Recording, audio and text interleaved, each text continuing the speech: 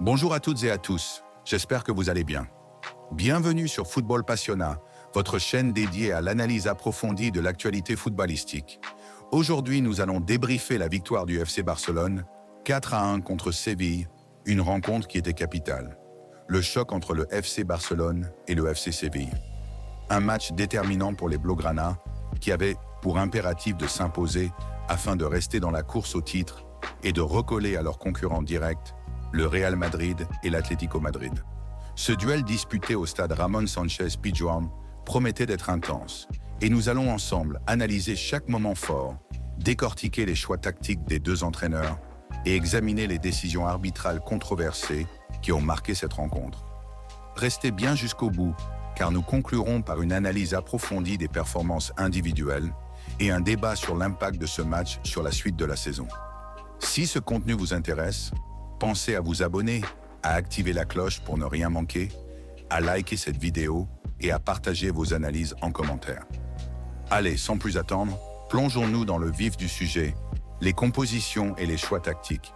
Côté FC Barcelone, l'entraîneur Hansi Flick a opté pour une composition classique, misant sur une assise défensive solide et une créativité offensive maximale.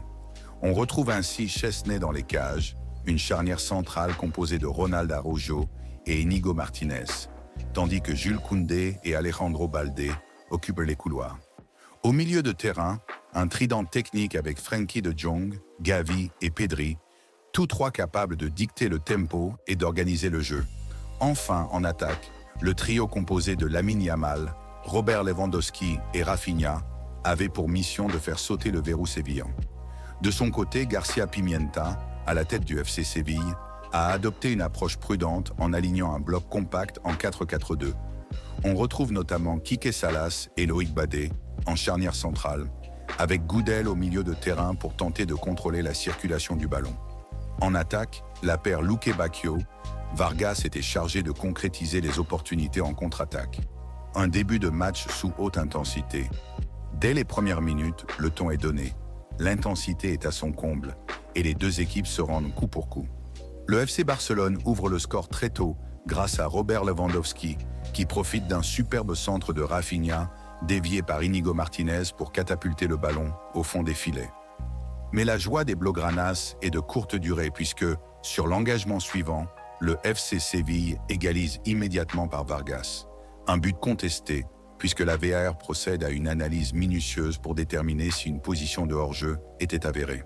Finalement, l'arbitrage tranche en faveur du club andalou, provoquant une vive réaction des supporters catalans sur les réseaux sociaux.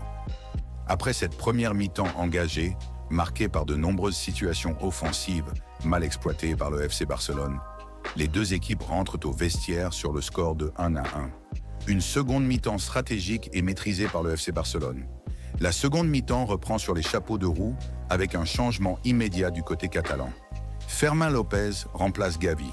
Ce coaching paye immédiatement, puisque Pedri délivre une passe lumineuse pour López, qui s'offre un superbe but de la tête, portant le score à 2-1.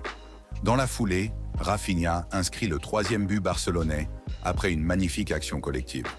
Mais le match prend une tournure plus tendue lorsque Fermín López est expulsé suite à une faute jugée excessive. Malgré cette infériorité numérique, le FC Barcelone gère le match avec une maturité impressionnante. Eric Garcia parachève la victoire en inscrivant le quatrième but, scellant le score à 4-1. Ce match nous a offert un condensé de ce que peut proposer le FC Barcelone cette saison. Du talent individuel, de la créativité au milieu de terrain et une capacité à accélérer au bon moment. Pedri, élu homme du match, a une fois de plus démontré son importance dans l'animation offensive. Sa vista et sa précision technique ont été cruciales dans la victoire des Blaugrana. Malgré la victoire, certains points restent à améliorer. La fragilité défensive, notamment sur les transitions rapides, demeure un problème. La blessure d'Araujo et l'expulsion de Fermín López pourraient aussi compliquer la gestion de l'effectif lors des prochains matchs. Il faudra voir comment l'équipe s'adapte, notamment face aux prochains adversaires directs dans la course au titre.